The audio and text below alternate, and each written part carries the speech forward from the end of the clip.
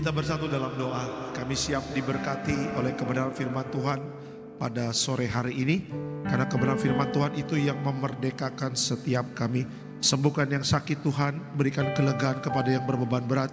Kami serahkan masa depan kami ke dalam tangan-Mu. Yang siap diberkati oleh firman Tuhan dalam nama Tuhan Yesus. Sama-sama kita katakan amin. Silakan duduk Bapak Ibu semuanya. Puji Tuhan, haleluya. Ada Shalom Tiberias. Apa kabar Bapak Ibu semua? Luar biasa, senang kembali bisa bertemu dengan Bapak Ibu di Gereja Tiberias Indonesia, cabang Betos ya, Bekasi Town Square. Gereja baru kita luar biasa, diberkati Tuhan ya. Jadi kita terus ya ibadah, cari dahulu kerajaan Allah dan kebenarannya, semua pasti akan ditambahkan. Kita sudah masuk di minggu yang ketiga ya, di bulan April ini tidak terasa minggu depan sudah minggu terakhir. Dan kita akan selesaikan bulan April masuk bulan Mei. Waktu berjalan dengan cepat ya, tetap jaga hidup kita dengan baik ya, supaya hidup kita terus berkenan di hadapan Tuhan. Oke, kita langsung masuk dalam firman Tuhan. Bisa dikeluarkan temanya pada sore hari ini. Temanya pada sore hari ini adalah dari sumur kesulitan menuju istana keajaiban. Ya, dari sumur kesulitan menuju istana keajaiban. Kita akan belajar tentang Yusuf Bapak Ibu ya, sesuatu yang hidupnya sulit tapi Tuhan angkat naik dan dia bisa tinggal di istana karena mujizat Tuhan. Kita pelajari Alkitab kita dari Kejadian 37 23 sampai 24, Kejadian 37 23 sampai 24. Silakan Pak. Demikian firman Tuhan. Baru saja Yusuf sampai kepada saudara-saudaranya. Mereka pun menanggalkan jubah Yusuf, jubah maha indah yang dipakainya itu. Dan mereka membawa dia dan melemparkan dia ke dalam sumur. Sumur itu kosong, tidak berair. Oke. Slide selanjutnya. Kisah Yusuf merupakan sebuah perjalanan yang menginspirasi. Mulai dari masa-masa sulit di sumur hingga kemuliaan di istana. Kisah ini membuktikan bahwa kuasa Tuhan yang tidak terbatas. Bapak Ibu, kalau kita baca di Alkitab kita dalam kitab Kejadian, itu banyak cerita-cerita yang menginspirasi. Kalau kita baca Kejadian, bagaimana ya Kejadian 1-2 ya, bagaimana penciptaan langit dan bumi, dan juga penciptaan manusia Adam dan Hawa, manusia pertama kali ya. Dan juga di Kejadian 3 manusia jatuh dalam dosa. Dan setelah itu Adam dan Hawa dilempar Tuhan dari Taman Eden dan masuk dalam hidup yang sulit karena jatuh dalam dosa. Di dalam kitab Kejadian juga Bapak Ibu bisa belajar tentang Nuh dan air bah ya, dan juga tentang kejadian Abraham yang punya anak ya setelah menunggu 25 tahun. Dan juga kita belajar tentang Yusuf. Nah, apa yang kita pelajari tentang Yusuf adalah cerita yang menginspirasi. Ya, sesuatu hidup yang sulit, sesuatu hidup yang dia tidak mampu mengendalikan situasi, tetapi bersyukurnya Yusuf adalah pribadi yang takut akan Tuhan. Itu dulu. Nah, makanya orang yang hidup takut akan Tuhan, saya katakan, hidup orang yang takut akan Tuhan, hidupnya juga tidak seperti jalan tol. Ya, sepertinya lurus-lurus saja, seperti yang gak ada masalah aja.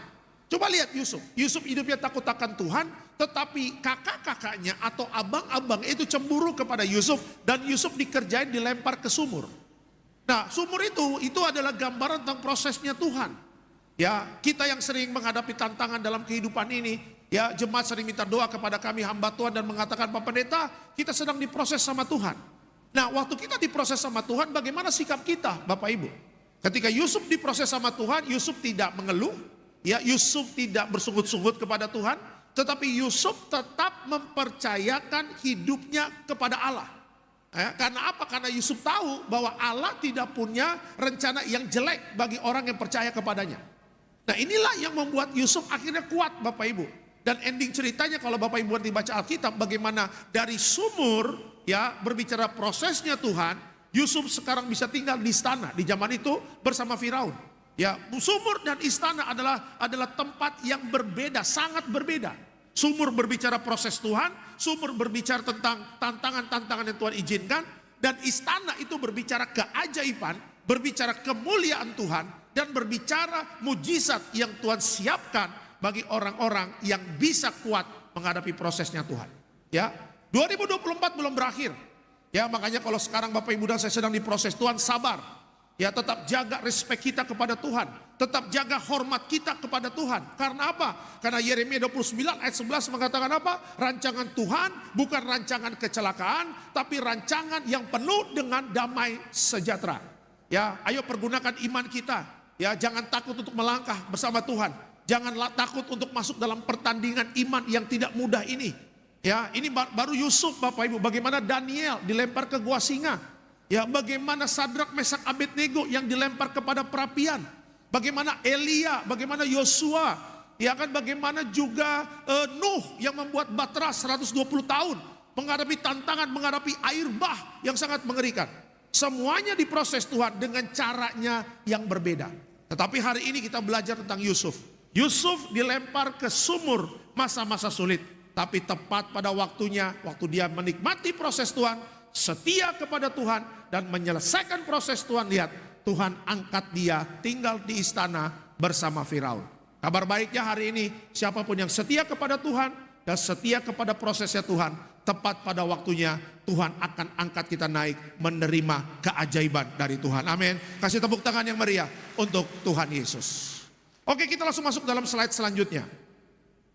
Nah, belajar dari Alkitab, ya, belajar dari Alkitab, apa yang bisa kita pelajari? Ya, apa yang bisa kita pelajari dari Yusuf sehingga ia berhasil menggenapi rencana Tuhan? Ya, kita belajar dari Alkitab, apa yang bisa kita pelajari dari Yusuf sehingga ia berhasil menggenapi setiap rencananya Tuhan. Ada 3 hal yang akan kita bahas. Yang pertama, ya, yang kita bisa pelajari dari Yusuf, yang pertama adalah Yusuf tetap setia. Coba kita lihat Alkitab kita, Kejadian 39 ayatnya yang kedua. Silakan Pak. Demikian firman Tuhan. Tetapi Tuhan menyertai Yusuf sehingga ia menjadi seorang yang selalu berhasil dalam pekerjaannya. Maka tinggallah ia di rumah tuannya orang Mesir itu. Oke, slide selanjutnya. Tuhan menyertai Yusuf karena ia setia dalam pekerjaannya. Yusuf bekerja dengan setia, tidak mengeluh, tidak menunda. Semua ia kerjakan sebaik mungkin. Ketika Yusuf ada di sumur Bapak Ibu, orang Ismail lah yang mengangkat Yusuf dari sumur itu di padang gurun. Ketika orang Ismail ambil Yusuf, Yusuf dijual di pasar dan akhirnya Potifar membeli Yusuf sebagai budak. Nah, ketika Yusuf bekerja di rumah Potifar, itulah Yusuf diangkat menjadi kepala rumah tangga di sana. Ya, dia mengepalai rumah tangganya Potifar. Semuanya di bawah tangannya Yusuf. Semuanya Yusuf yang berkuasa di situ. Cuma satu yang gak boleh diganggu sama Yusuf adalah istrinya Potifar, Bapak Ibu. Hanya itu satu. Nah, Bapak Ibu lihat ya, Alkitab mengatakan Tuhan menyertai Yusuf, apa yang Yusuf kerjakan berhasil. Apa makna dari kata-kata ini? Makna ini adalah bahwa Yusuf setia dari perkara-perkara yang kecil. Ingat, rumah Potifar, Yusuf bekerja di rumah Potifar, ini skala kecil. Karena nanti Yusuf akan dibuat Tuhan untuk kerja di rumahnya Firaun. Ya, dipercaya dalam skala besar. Nah, coba lihat Bapak Ibu, banyak orang Kristen yang ingin diangkat naik sama Tuhan, yang ingin hidupnya diberkati, yang ingin hidupnya mendapat terobosan, tetapi tidak setia dalam perkara-perkara yang kecil. Ya, orang Kristen masih bikin banyak yang langsung cepat instan. Dia akan ingin cepat bypass, kalau bisa jadi direktur utama lah Pak Pendeta. Pak Pendeta, saya baru lulus kuliah, fresh graduate, baru kemarin di wisuda di Jakarta Conference Center di Senayan. Besok saya mau dipanggil HRD, puji Tuhan loh Pak Pendeta. Ya, wisudanya Jumat, interviewnya Senin. Dukung doa ya Pak Pendeta, kita dukung doa, pasti dukung doa. Kalau perlu tuh kepala minyak semua Bapak Ibu ya kan. Kita dukung doa. Nah, ketika biasanya ke kantor udah pakai baju bagus ya, yang cewek cantik pakai baju sopan, yang lakinya mungkin pakai dasi, pakai jas, datang bawa CV, ditanya, "Oh, fresh graduate ya, baru lulus kemarin ya? Baru wisuda kemarin ya?" "Iya Pak." "Oh, jurusan apa?" "Accounting." "Wih, cum laude ya, 4,00, puji Tuhan ya." "Iya." Nah, kalau kamu diterima, kamu mau minta apa? Mau minta jabatan apa? Atau mau minta jabatannya apa? "Pak, kalau bisa direktur utama boleh nggak?" katanya begitu. Ya, karena HRD-nya orang Batak langsung bilang gini, "Macam betul kau," katanya begitu. Ya kan, baru lulus fresh graduate, mana bisa langsung direktur utama. Walaupun bapaknya yang punya perusahaan, tetap juga bapaknya pasti proses anaknya. Begitu loh, minimal jadi manajemen trainee dulu kek, minimal jadi karyawan dulu kek. Ya kan, ngurusin kasir dulu, ngurusin pembayaran keuangan, uang masuk, uang keluar, dia yang urusin. ya kan, atau ngurusin berkas-berkas dulu, gaji pegawai berapa, dia yang urusin, dia yang bikin bagus pembukuannya, ya kan. Nah, di dalam Tuhan tidak ada instan. Ya, orang dunia menawarkan instan, makanya banyak dukun-dukun, banyak juga alternatif-alternatif yang memberikan cara instan untuk sukses. Gak bisa. Ya, Tuhan mengajarkan Yusuf untuk di istana di Firaun, Yusuf bisa. Tetapi Yusuf harus melewati skala yang kecil dulu. Yusuf harus melewati ya perkara-perkara yang kecil dulu. Untuk mengurusi Firaun di istana, Yusuf harus belajar dulu untuk menjadi penguasa atau menjadi karyawan yang baik di rumahnya Potifar. Makanya Tuhan senang dengan caranya Yusuf kerja. Makanya tadi saya katakan apa? Yusuf setia dalam pekerjaannya. Yusuf bekerja dengan setia, tidak mengeluh dan tidak menunda. Tuh lihat tuh, semuanya ia kerjakan sebaik mungkin. Karena Yusuf melakukan segala sesuatu sebaik mungkin, Tuhan senang dengan apa yang Yusuf kerjakan. Makanya Alkitab tadi mengatakan apa? Tuhan menyertai Yusuf, apa yang Yusuf kerjakan Tuhan buat berhasil. 2024 kita boleh punya skill, boleh, kita boleh punya kepintaran, boleh. Tapi kalau tidak pernah disertai Tuhan, tidak akan pernah berhasil. Ya, kepintaran kita mungkin biasa-biasa saja, Pak. Kita mungkin punya skill biasa-biasa saja. Tapi waktu dapat pekerjaan kita kerjakan dengan baik. Kita tidak malas, kita rajin, tidak pernah menunda-nunda pekerjaan. Di situ Tuhan senang. Orang biasa kalau disertai Tuhan menjadi orang yang luar biasa. Orang yang luar biasa tanpa Tuhan, orang itu menjadi biasa. Makanya mendingan kita menjadi orang biasa, tapi kita disertai Tuhan yang luar biasa. Kalau Tuhan sudah beserta kita, apa yang kita kerjakan Tuhan buat berhasil. Amin. Kasih tepuk tangan yang meriah untuk Tuhan Yesus. Ya, apalagi yang hadir anak-anak muda nih di tempat ini, yang kalau altar call selalu mendoakan, Pak Pendeta, ya saya ingin menjadi dokter. Pak Pendeta, saya ingin menjadi insinyur. Pak Pendeta, saya ingin menjadi arsitek. Pak Pendeta, saya ingin menjadi pengacara. Bisa nggak Pak Pendeta dari SD langsung kuliah? Ya nggak bisa lah. Ya malu sama kumis, ya kan, malu. Ya kayak ada satu ibu-ibu, ya kan, ibu-ibu altar call maju, ya kan, Pak tolong dukung doa ya Pak. Ya sekarang harga masuk kuliah itu mahal sekali, katanya begitu. Saya ngecek Pak kedokteran di Atma Jaya, seharga Alphard Pak. Tuh kedokteran Atma Jaya seharga Alphard, katanya begitu. Aduh Pak, saya mengecek harga kedokteran di Trisakti seharga Lexus. Waduh Tuhan, seharga Lexus. Ya Pak, saya ngecek kedokteran di USU Pak, Universitas Sumatera Utara Pak. Ya itu seharga Innova Pak yang baru. Tuhan. Pak Pendeta tolong dukung doa ya, biar anak saya bisa masuk fakultas kedokteran. Oh iya siap, kita dukung doa. Bu, anaknya SMA mana? Masih TK Pak, katanya begitu. Oh Tuhan, masih TK. Iya kan? Nggak ngikutin proses, dia pengen dari TK langsung kuliah Bapak Ibu, ya kan?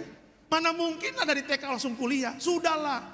Ya kan, kesusahan TK, kesusahan TK, kesusahan SD, kesusahan SD. Semuanya ada proses. Ya kan, waktu dalam proses sulit gak pasti ada sulitnya. Siapa sangka Yusuf bisa dilempar ke penjara. Sulit gak tinggal di penjara? Sulit Bapak Ibu. Tapi lihat Alkitab mencatat ketika Yusuf di penjara, Yusuf pun rajin. Dia disayang sama kepala penjaranya. Karena Yusuf pribadi yang tidak pernah malas. Dia setia. Ya, jadi anak-anak muda kalau kau ingin diberkati sama Tuhan, rajinlah. Ya, rajinlah, sekolah yang benar. Ya, puji Tuhan papa mamamu sehat, puji Tuhan papa mamamu pekerjaannya diberkati Tuhan, maksimalkan dengan baik. Ya, jangan sia-siakan, bapak gua kan kaya, santai-santai aja. Aduh. Zaman kita dulu kuliah ya di Perbanas, saya punya teman-teman tuh bapaknya kaya-kaya Bapak Ibu. Ada pengacara, bapaknya ada anak jaksa, ya ada pengusaha. Wah, mereka kalau sekolah ke kampus bawa mobil mewah-mewah, lampu merah main terobos-terobos aja. Saya pernah naik mobil teman saya itu, kita mau ke Taman Menteng tuh, Suropati, situ gitu kan tempat anak nongkrong tuh, anak-anak Jakarta Selatan. Kita nongkrong cari makan di sana. Dia pernah lewat HI, dia bilang begini, Lek, lihat nih lampu merah gua terobos. Saya bilang, gila lu bro, nanti ditangkap polisi. Tenang saja bro. Waktu dia terobos Bapak Ibu, wah udah bener. Dia kasih tuh kartu sakti bapaknya. Ya langsung siap bos, lewat. Tapi sekarang lihat hidupnya apakah jadi orang hebat? Enggak, biasa-biasa saja. Ya justru ketemu kita minder. Ya ngobrol, saya bilang lu jadi pengusaha apa sekarang? Ya gua di rumah aja main game. Ya main game saya bilang. Malu sama umur, saya bilang. Yang lain sudah pegang proyek, yang lain sudah main tender. Ya kan, yang lain mungkin sudah pegawai bank. Karena kan kalau lulusan Perbanas pasti masuk bank. Minimal jadi manajer, kayak minimal jadi apa. Sekarang luntang lantung hidupnya gak jelas. Cuma main game di rumah, ngabisin duit bapaknya. Gak ngapain-ngapain, tuh lihat. Ya masa hidup mau begitu? Ya kan, justru ketika puji Tuhan papa mama kita diberkati, seharusnya anak-anak muda semakin serius belajar. Karena kesempatan gak datang 2 kali Bapak Ibu. Ya, Tuhan baik, Tuhan memberkati Bapak Ibu. Kalau sedang diproses, Pak saya sedang di sumur seperti Yusuf, harus kuat. Pak saya sedang di padang gurun seperti bangsa Israel, harus kuat. Harus tetap setia kepada Tuhan. Dan tetap hormati Tuhan. Karena orang-orang yang setia kepada Tuhan menjaga pengharapannya kepada Tuhan. Orang-orang tersebut tidak akan pernah dikecewakan. Justru kepada manusia dia kecewa. Justru kepada Tuhan tidak akan pernah dikecewakan. Amin. Kasih tepuk tangan yang meriah untuk Tuhan Yesus. Ya, jadi kalau kita pelajari, apa yang bisa kita pelajari dari Yusuf yang dia berhasil menggenapi rencana Tuhan? Yang pertama adalah Yusuf pribadi yang tetap setia. Itu yang pertama. Yang kedua, apa yang bisa kita pelajari dari Yusuf? Yang kedua adalah Yusuf sadar bahwa efek dari dosa hancurnya masa depan. Ya, Yusuf sadar efek dari dosa hancurnya masa depan. Kita lihat Kejadian 39 ayat 7 sampai 9. Silakan Pak. Demikian firman Tuhan. Selang beberapa waktu istri tuannya memandang Yusuf dengan birahi lalu katanya, marilah tidur dengan aku. Tetapi Yusuf menolak dan berkata kepada istri tuannya itu, dengan bantuanku tuanku itu tidak lagi mengatur apa yang ada di rumah ini, dan ia telah menyerahkan segala miliknya pada kekuasaanku. Bahkan di rumah ini ia tidak lebih besar kuasanya daripadaku, dan tiada yang tidak diserahkannya kepadaku selain daripada engkau, sebab engkau istrinya. Bagaimanakah mungkin aku melakukan kejahatan yang besar ini dan berbuat dosa terhadap Allah? Oke, slide selanjutnya. Yusuf tahu apa yang benar, dia juga tahu konsekuensinya. Jika ia tidak hidup benar, apapun yang terjadi, Yusuf takkan melanggar kehendak Tuhan demi apapun juga. Bapak Ibu, efek dari dosa itu menghancurkan masa depan, dan Yusuf mengerti ini.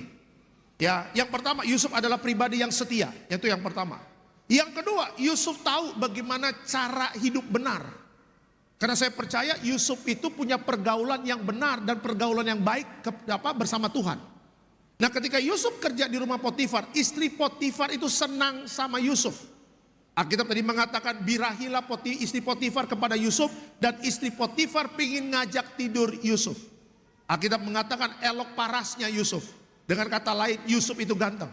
Dengan kata lain, Yusuf itu tubuhnya atletis, ototnya banyak, ototnya kuat, tinggi besar, seperti Alexander Simanjuntak Bapak Ibu. Nah itu dia. Ya, kalau Yusuf elok parasnya, Alexander Simanjuntak elok parasnya. Kalau Daud kemerah-merahan, Alexander Simanjuntak kehitam-hitaman. Nah itu dia tuh. Ya kan? Nah Bapak Ibu lihat, seorang anak muda bernama Yusuf, ya, dia tahu loh bahwa kalau dia jatuh dalam dosa itu pasti ada konsekuensinya. Sebagai contoh ya, apa itu konsekuensi? Kalau ada anak muda masuk ke Indomaret nyolong sampo, ya udah begitu ketika dia keluar dari Indomaret dipukul pakai pentungan sapam, eltok, ya itu konsekuensinya dia nyuri. Tapi kalau dia datang sama Tuhan, Tuhan saya minta ampun karena tadi saya curi sampo di Indomaret, apakah Tuhan mengampuni? Mengampuni Bapak Ibu, karena Allah kita adalah Allah yang mengampuni. Tetapi selama hidup dalam dunia ini, apalagi Bapak Ibu di Indonesia, itu ada aturan hukumnya dan konsekuensinya harus dijalani. Makanya kalau orang yang nyolong kayak di Indomaret, ya jangan kaget kalau mungkin diurus di polsek, dipanggil polisi, kenapa kamu nyuri? Mungkin dia di penjara 10 hari. Ya kan, lah itulah konsekuensi yang harus dihadapi. Nah Yusuf mengerti nih, kalau dia tidur dengan istrinya Potifar, dia tidak mungkin bisa nanti di istana, ceritanya berbeda. Karena apa? Karena Tuhan sudah merencanakan Yusuf yang dilempar ke sumur akan dibawa Tuhan masuk dalam istana keajaiban. Nah kalau Yusuf dia tidak menjaga kekudusannya, tuh lihat tuh, balik lagi kekudusan. Kalau Yusuf tidak menjaga kekudusannya, kalau Yusuf tidak menjaga tubuhnya, bait Allah, tidak ada cerita Yusuf bisa ada di istana bersama Firaun. Malah nanti Yusuf akan sibuk menghadapi konsekuensi dari dosanya.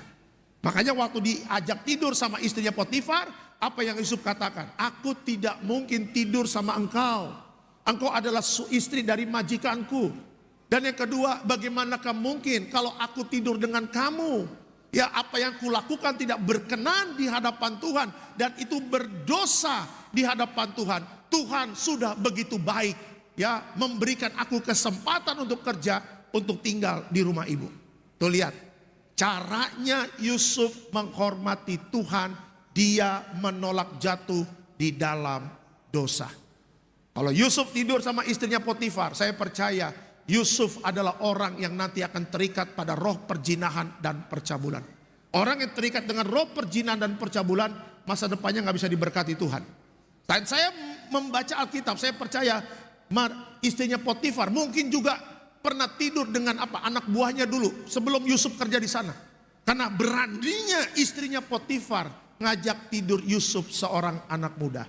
Tapi bersyukur Bapak Ibu, Yusuf menolak dosa. Makanya Yusuf kabur, ya kan? Ya, Yusuf kabur, akhirnya istri Potifar fitnah Yusuf, bilang sama suaminya, saya mau diperkosa dengan Yusuf. Tuh lihat tuh. Ya, makanya kalau menghadapi dosa perjinahan jangan sok-sok kuat. Wah, ada cewek cantik, waduh, ngajak dugem, waduh, di tempat dugem banyak kuntilanak. Pak Pendeta, saya kuat. Saya kalau ke tempat dugem bawa minyak urapan, walah, macam betul aja.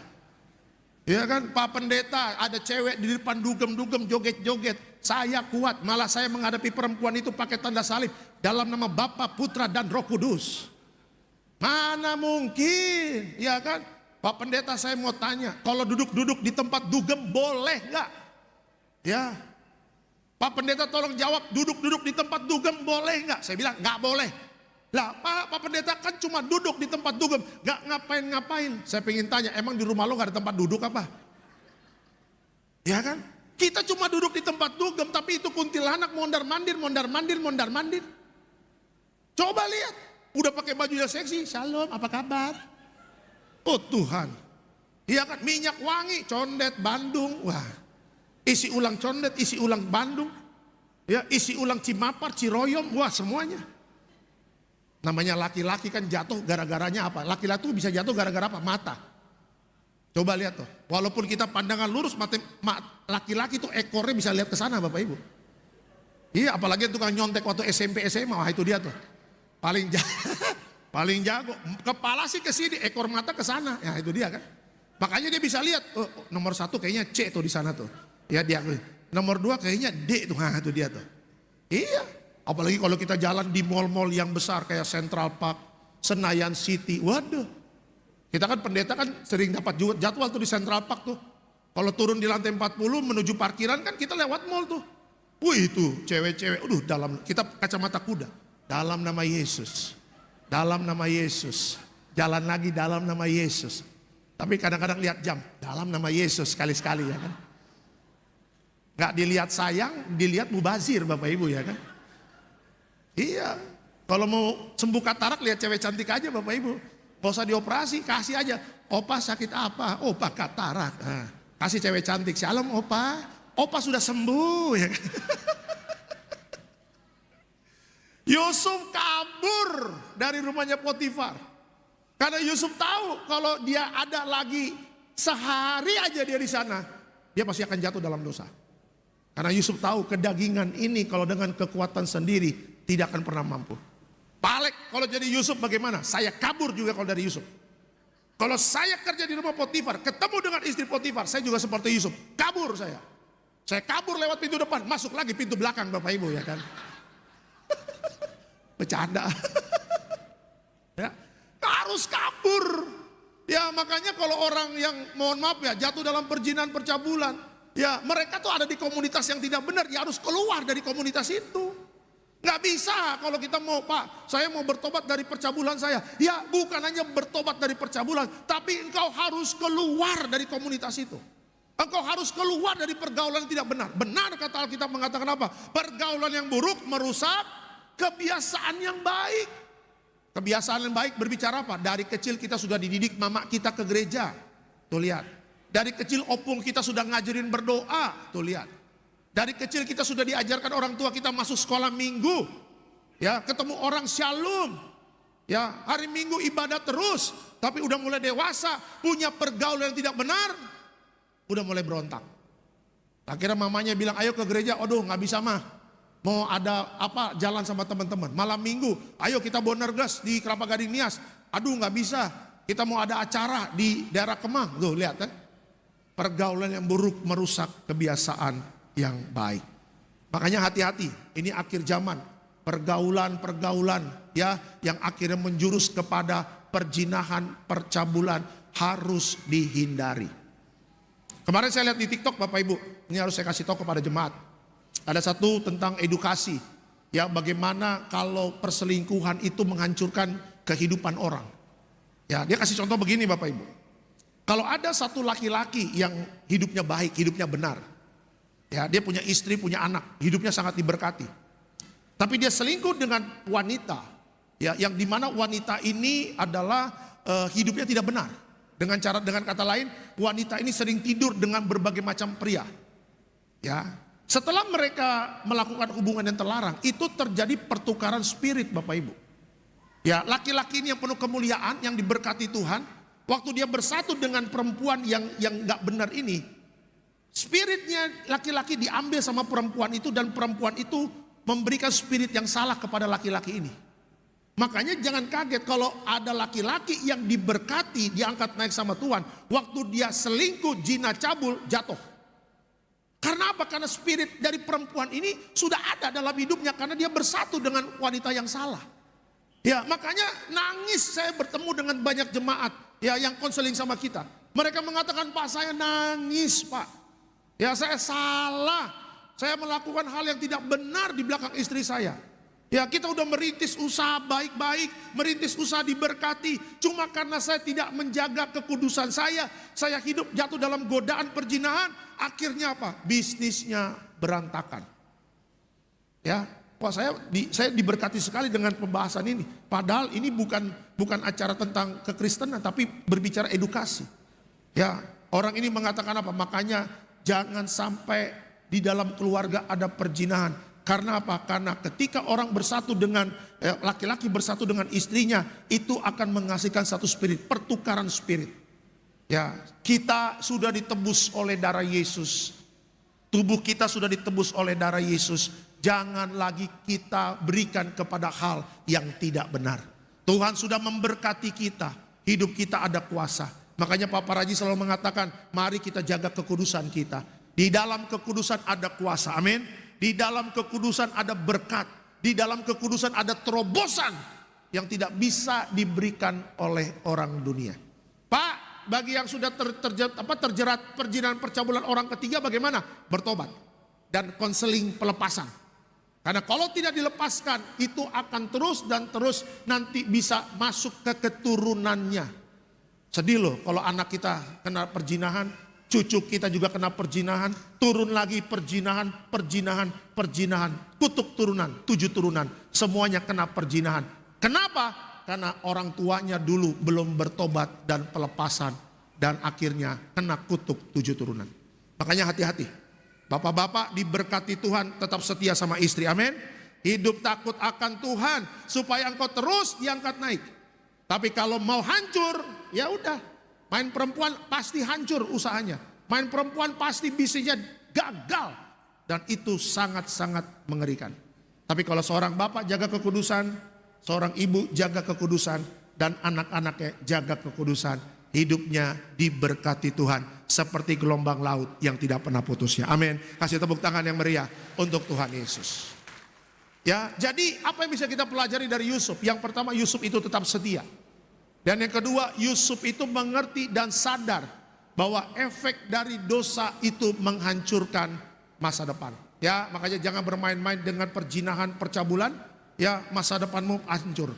Tapi kalau kita menjaga kekudusan, masa depan kita pasti diberkati Tuhan. Itu yang kedua. Yang ketiga terakhir. Ya, apa yang bisa kita pelajari dari Yusuf? Yang ketiga, Yang ketiga adalah Yusuf menjaga hidupnya dengan firman Tuhan. Yusuf menjaga hidupnya dengan firman Tuhan. Mazmur 119 ayat yang ke-9. Silakan Pak. Demikian firman Tuhan. Dengan apakah seorang muda mempertahankan kelakuannya bersih?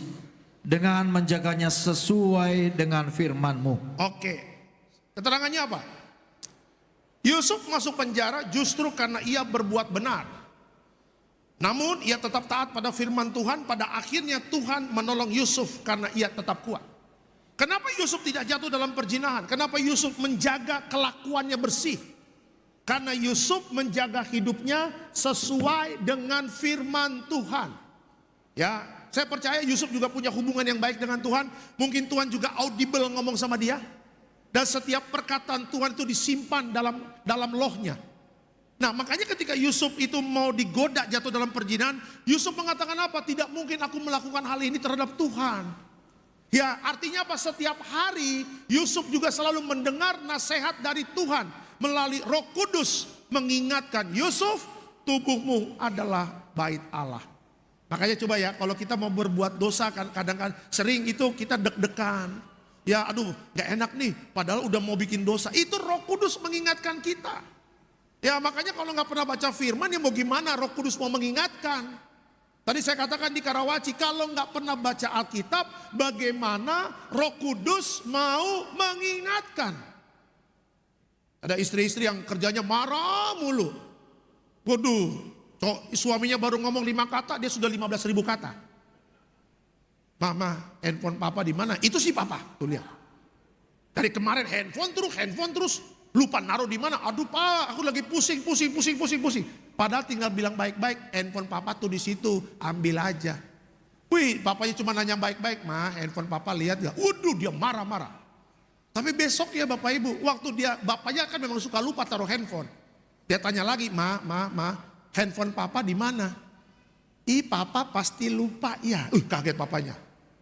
Sampai gigit-gigit jari, papa pasti lupa ya. Nah unu. Bapaknya bingung loh. Kenapa istri gue jadi kecentilan begini kayak anak kecil. Kok ngomongnya sekarang sopan santun sama suami gak pernah marah-marah. Kok ngomongnya sekarang lemah lembut. Kok bisa ya. Rupanya ditelusuri Bapak Ibu. Dia bangun pagi-pagi. Dia lihat istrinya lagi baca Alkitab. Lagi baca kitab Galatia tentang apa? Buah-buah roh. Yang dimana salah satu buah-buahnya adalah sabar.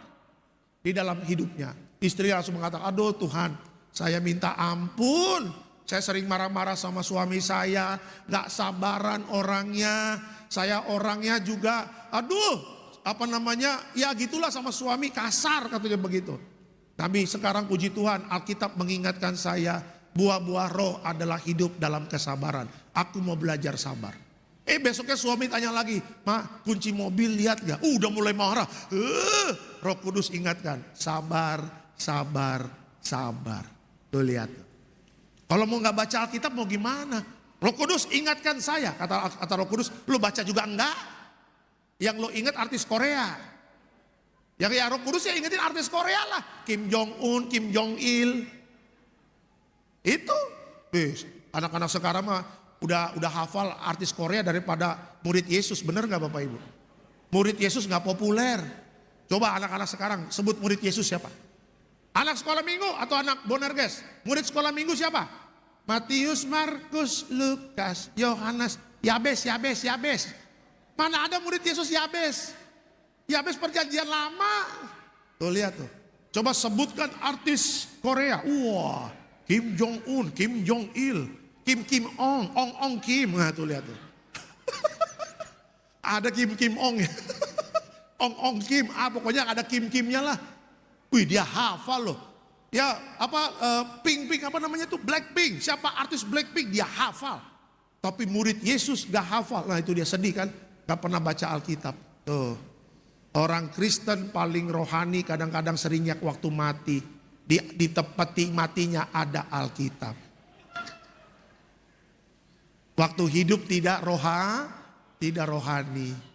Waktu hidup Alkitabnya ditaruh di bawah buku yang sudah berdebu. Tuh lihat tuh.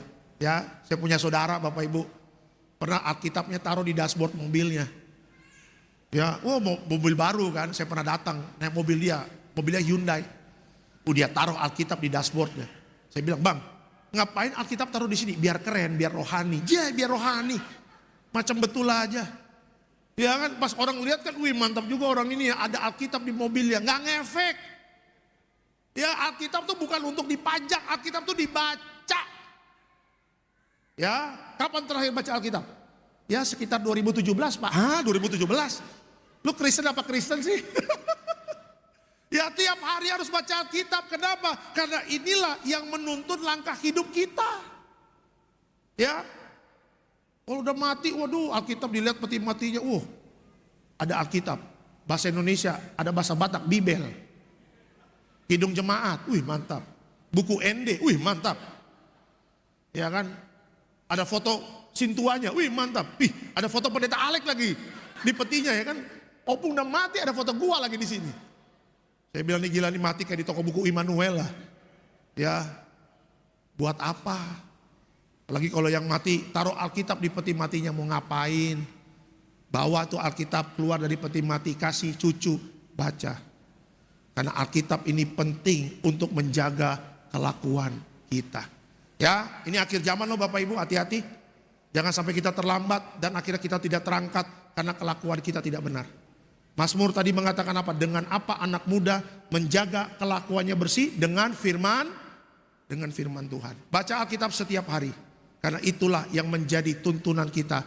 Tidak ke kiri, tidak ke kanan. Hidup kita lurus dan hidup kita menyenangkan hati Tuhan. Amin. Kasih tepuk tangan yang meriah untuk Tuhan Yesus. Kesimpulan dalam khotbah saya pada sore hari ini. Kesimpulan, yuk kesimpulannya apa? Ketika Tuhan mengizinkan ujian, Dia juga memberikan kekuatan untuk melewatinya. Saya ulangi, ketika Tuhan mengizinkan ujian, Dia juga memberikan kekuatan untuk melewatinya. Selamat hari Minggu Bapak Ibu, Tuhan Yesus memberkati. Kasih tepuk tangan yang meriah untuk Tuhan Yesus. Kita akan perjamuan kudus. Kita angkat rotinya dulu tinggi di atas kepala kita dengan iman percaya. Sama-sama kita katakan, dalam nama Tuhan Yesus, inilah roti yang turun dari sorga, inilah tubuh Tuhan Yesus Kristus yang tertikam tertombak di atas kayu salib. Pertama, dengan tubuh Yesus kami dimateraikan jadi warga sorga. Dengan tubuh Yesus dibangkitkan pada hari kiamat. Dengan tubuh Yesus kami menolak terkapar di meja operasi, menolak terkapar di rumah sakit, menolak terkapar di ruang ICU. Kami juga menolak penyakit sampar di mana kami melangkah dijaga malaikat sorga. Dalam nama Tuhan Yesus, inilah roti yang turun dari sorga, inilah tubuh Tuhan Yesus Kristus.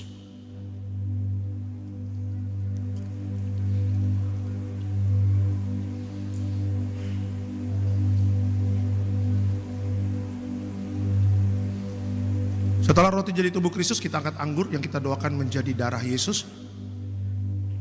Sama-sama kita katakan, dalam nama Tuhan Yesus, inilah darah Yesus Kristus sebagai perjanjian baru yang kekal. Pertama kami bertobat, minta ampun sama Tuhan atas setiap dosa dan pelanggaran kami. Dengan kuasa darah Yesus menghancurkan setan dan perbuatannya. Hidup kami kudus. Kami tolak perzinahan, percabulan. Kami tolak poligami, poliandri. Kami tolak perceraian. Kami tolak orang ketiga dalam rumah tangga kami. Karena kalau ada orang ketiga tidak bisa jadi warga sorga. Kami percaya dengan kuasa darah Yesus kami dimateraikan jadi warga sorga. Kami percaya dengan kuasa darah Yesus setiap penyakit kami hari ini sembuh. Kami tolak sakit jantung, kami tolak sakit paru-paru, kami tolak sakit ginjal, kami tolak sakit diabetes, hepatitis, kami tolak darah tinggi, darah rendah, kami tolak stroke, kami tolak kanker, tumor, kista, miom, kami tolak mandul, kami tolak keguguran. Kami percaya dengan kuasa darah Yesus hari ini, aku sehat, aku sembuh, mujizat terjadi. Jangan diminum dulu Bapak Ibu. Kita berdoa, percaya ada mujizat, percaya ada pertolongan Tuhan tepat pada waktunya. Haleluya. Sama-sama kita katakan dalam nama Tuhan Yesus, perjamuan kudus ini kuasanya lebih dari roti mana. Yang pertama, dengan kuasa perjamuan kudus makan tidur diberkati, tidak miskin, tidak kekurangan. Dengan kuasa perjamuan kudus mulia, jadi warga sorga. Dengan kuasa perjamuan kudus punya roh majikan. Roh miskin, roh bangkrut, roh gagal kami tolak. Agar pekerjaan kami, usaha kami, bisnis kami, toko dagangan kami, studi anak-anak pelayanan, rumah tangga diberkati Tuhan ratusan ribuan kali ganda. Dalam nama Tuhan Yesus segala dosa, sakit, penyakit, kutuk sudah selesai, diangkat di atas kayu salib. Inilah darah Tuhan Yesus Kristus.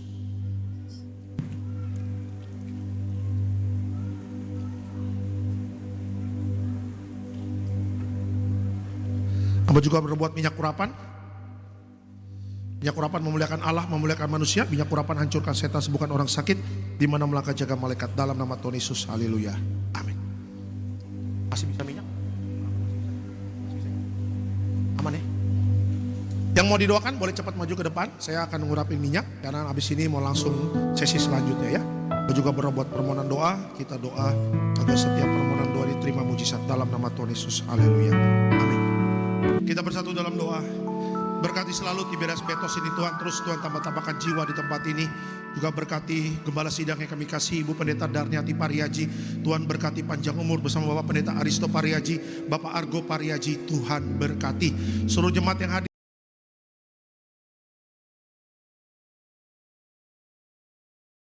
Tuhan berkati rumah tangga rukun dan damai, saling mengasihi, saling mengampuni, juga di mana melangkah dijaga malaikat sorga. Berkati Bapak Sabron bersama keluarga, Tuhan berkati, juga bersama anak mantu cucu, Tuhan berkati selalu. Kami juga berdoa untuk Dr. Julia bersama keluarga, Tuhan berkati. Bapak Sipayung bersama keluarga, Tuhan berkati. Ibu Ellen juga bersama keluarga, Tuhan berkati. Kami juga berdoa untuk istri dari Bapak William Leong, Tuhan berkati. Mayradin, Tuhan berkati. Singapura sembuh ya dari kanker, sembuh dari flu Singapura.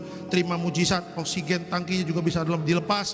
Juga berkati lungs carry-nya juga terutama sebelah kiri bisa total sembuh, dan percaya juga diberikan umur panjang dan akan keluar dari rumah sakit sembuh dari sakit kanker. Kami juga berdoa untuk Gabriel Ginting sembuh dari DBD ya, percaya mujizat sudah terjadi. Terima kasih Bapak di sorga, terima kasih Tuhan. Sebentar kami akan pulang, dijaga malaikat, tolak celaka, tolak bahaya, dan sebelum pulang kita terima berkat dari Tuhan. Mari Bapak Ibu, arahkan hati dan pikiranmu, kita terima berkat dari Tuhan. Tuhan memberkati engkau dan melindungi engkau.